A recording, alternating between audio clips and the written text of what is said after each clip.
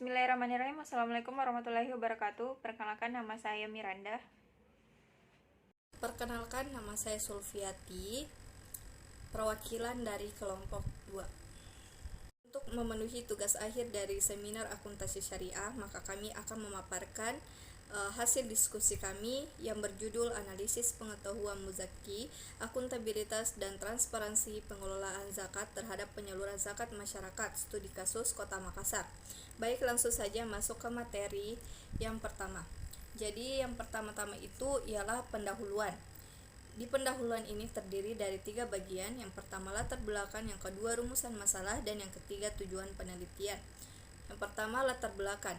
Jadi zakat merupakan salah satu rukun Islam yang terdiri dari syahadat, salat, zakat, puasa, dan haji bagi orang yang mampu. Zakat dapat diartikan sebagai bukti nyata kepedulian umat Islam terhadap golongan miskin dan kurang mampu. Akan tetapi, penyisihan zakat hanya diambil dari sebagian kecil harta pemberi zakat atau muzaki, dengan disertai kriteria tertentu dari harta yang wajib dikeluarkan zakatnya sesuai syariat Islam. Penyaluran zakat yang efisien adalah terdistribusinya zakat dengan baik, namun salah satu faktor penyebab tidak tercapainya potensi penerima zakat di Indonesia adalah keputusan para muzaki untuk tidak menyalurkan zakat, infak, dan sedekah pada organisasi pengelola zakat yang ada. Faktor kepercayaan yang masih rendah pada organisasi tersebut sehingga menyebabkannya masih rendah pada organisasi tersebut, para muzaki lebih memilih untuk menyalurkan dana zakatnya secara langsung kepada yang lebih berhak. Akuntabilitas merupakan suatu cara pertanggungjawaban manajemen atau penerima amanah kepada pemberi amanah atas pengelolaan sumber-sumber daya yang dipercayakan kepadanya, baik secara vertikal maupun horizontal. Menurut Afriyadi, definisi akuntabilitas diartikan sebagai kewajiban-kewajiban dari individu atau penguasa yang dipercayakan untuk mengelola sumber-sumber daya publik yang bersangkutan dengannya, dapat menjawab hal-hal yang menyangkut pertanggungjawabannya. Jadi berdasarkan latar belakang yang dipaparkan di atas, maka penulis mengambil judul Analisis Pengetahuan Muzaki, Akuntabilitas dan Transparansi Pengelolaan Zakat terhadap Penyaluran Zakat Masyarakat, Studi Kasus Kota Makassar. Nah, yang selanjutnya itu bagian B, yaitu rumusan masalah. Berdasarkan latar belakang yang telah diuraikan tadi, maka perumusan masalah dalam penelitian ini ada 2. Yang pertama, pengaruh akuntabilitas dan transparansi secara simultan terhadap kepercayaan muzaki dalam penyaluran zakat pada masyarakat di Kota Makassar. Dan yang kedua itu, pengaruh akuntabilitas transparansi secara parsial terhadap kepercayaan muzaki dalam penyaluran zakat pada masyarakat di Kota Makassar. Nah, yang ketiga, tujuan penelitian.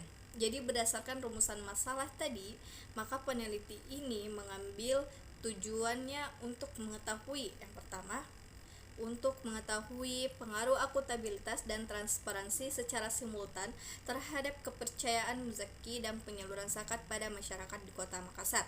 Dan yang kedua, untuk mengetahui pengaruh akuntabilitas dan transparansi secara parsial terhadap kepercayaan muzaki dalam penyaluran zakat pada masyarakat di Kota Makassar. Nah, yang selanjutnya itu bagian 2, yaitu tinjauan pustaka.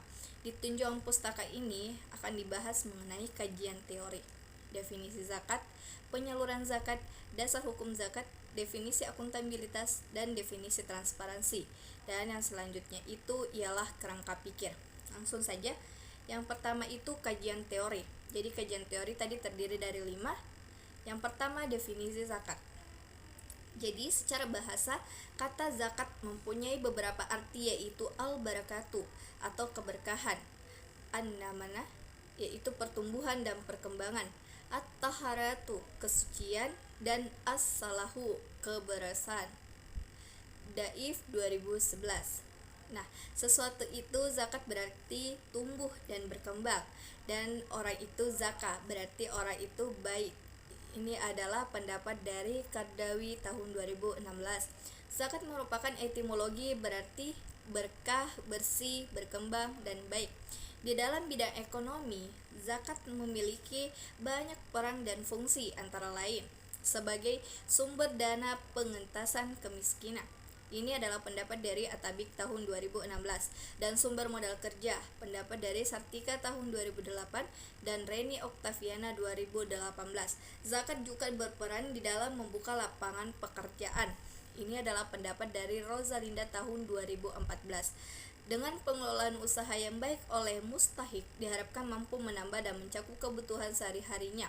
Bahkan secara makro, dana zakat mempunyai fungsi alokatif dan stabilisator perekonomian dan menjadi solusi untuk masalah yang dihadapi oleh pengusaha mikro. Ini adalah pendapat dari Efri Syamsul Bahri tahun 2019. Nah, selanjutnya yang kedua, penyaluran zakat. Jadi penyaluran zakat menurut Kamus Besar Bahasa Indonesia atau KBBI, penyaluran berarti proses, cara, perbuatan menyalurkan.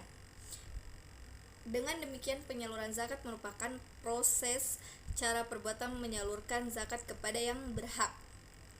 Abdus Sami 2010 mengatakan bahwa objek atau sasaran zakat adalah sebagaimana telah tertera dalam Al-Quran surah Al-Taubah ayat 60, yaitu terdiri dari fakir, miskin, amil, muallaf, rikob, gorimin, ibnu sabil, dan fi sabilillah. Sesungguhnya zakat itu hanyalah untuk orang-orang fakir, orang-orang miskin, amil zakat, para mualaf yang dibujuk hatinya untuk meredakan budak, orang-orang yang berutang untuk jalan Allah, dan untuk mereka yang sedang dalam perjalanan sebagai suatu ketetapan yang diwajibkan Allah, dan Allah Maha mengetahui lagi Maha bijaksana. Quran surah At-Taubah ayat 60. Dan selanjutnya dasar hukum zakat. Jadi dasar hukum kewajiban zakat terdapat dalam firman Allah Subhanahu wa taala Quran surah At-Taubah ayat 103, di mana artinya ialah ambillah zakat dari sebagian harta mereka, dengan zakat itu kamu membersihkan dan mensucikan mereka, dan mendoalah untuk mereka, sesungguhnya doa kamu itu menjadi ketentraman jiwa mereka, dan Allah Maha mendengar lagi Maha mengetahui. Nah, yang keempat itu yaitu definisi akuntabilitas. Akuntabilitas adalah suatu cara pertanggungjawaban manajemen atau penerima amanah kepada pemberi amanah atas pengelolaan sumber-sumber daya yang dipercayakan kepada baik secara vertikal maupun horizontal. Dalam definisi tradisional, akuntabilitas adalah istilah umum untuk menjelaskan bahwa organisasi atau perusahaan sudah memenuhi, misalnya Meraja Emban, sebagian dikutip oleh Arifia di tahun 2008. Definisi lain menyebutkan akuntabilitas diartikan sebagai kewajiban dari individu-individu atau penguasa yang dipercayakan untuk mengelola sumber-sumber daya publik dan yang bersangkutan dengannya untuk dapat menjawab hal-hal yang menyangkut pertanggungjawabannya. Dan yang kelima, definisi transparansi. Transparansi adalah menyampaikan laporan kepada semua pihak secara terbuka terkait pengoperasian suatu pengelolaan dengan mengikut sertakan semua unsur sebagai landasan pengambilan keputusan dan proses pelaksanaan kegiatan. Membangun transparansi dalam pengelolaan zakat akan menciptakan sistem kontrol yang baik antara dua pihak, yaitu lembaga stakeholder, karena tidak hanya melibatkan pihak intern organisasi atau lembaga zakat, tetapi lebih kepada pihak ekstern, yaitu muzaki atau masyarakat secara luas. Nah, konsep transparansi dalam Islam adalah ada tiga. Yang pertama, organisasi bersifat terbuka, muzaki, kepada muzaki, dan yang kedua, informasi harus diungkapkan secara jujur, relevan, tepat waktu, dapat dibandingkan dan meliputi segala hal yang terkait dengan informasi yang akan diberikan.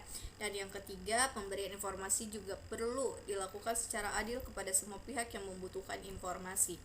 Nah, untuk penjelasan kerangka pikir akan dilanjutkan oleh rekan saya yang bernama Miranda. Saya persilahkan. Materi selanjutnya adalah kerangka pikir, di mana variabel X1 adalah akuntabilitas dan variabel X2 adalah transparansi, dan variabel Y-nya adalah penyaluran zakat masyarakat. Jenis penelitian ini menggunakan metode deskriptif dengan pendekatan kualitatif, di mana penelitian deskriptif adalah menggambarkan secara sistematik dan akurat fakta dan karakteristik bidang tertentu. Metode penelitian kualitatif ini dilakukan dengan metode di lapangan, di mana peneliti juga berpartisipasi di lapangan. Penelitian deskriptif untuk menyelidiki keadaan kondisi yang hasilnya dipaparkan dalam bentuk laporan penelitian. Adapun lokasi dan waktu penelitiannya yaitu lokasinya dilakukan di Kota Makassar, di mana objek penelitiannya yaitu para musaki atau para orang yang wajib membayar zakat.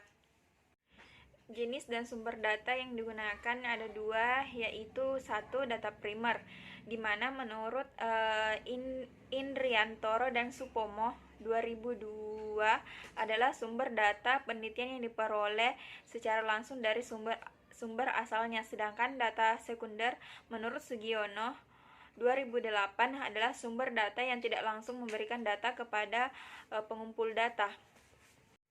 Selanjutnya informan pada penelitian ini yaitu orang yang membayar zakat atau biasa disebut dengan musaki.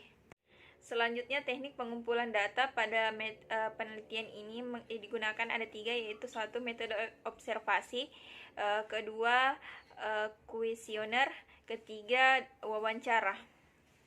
Teknik analisis data dalam penelitian ini yang digunakan ada tiga. Satu, reduksi data atau data reduction, yaitu menggolongkan, mengarahkan, membuang yang tidak perlu dan mengorganisir data sedemikian rupa sehingga diperoleh kesimpulan akhir dan diverifikasi.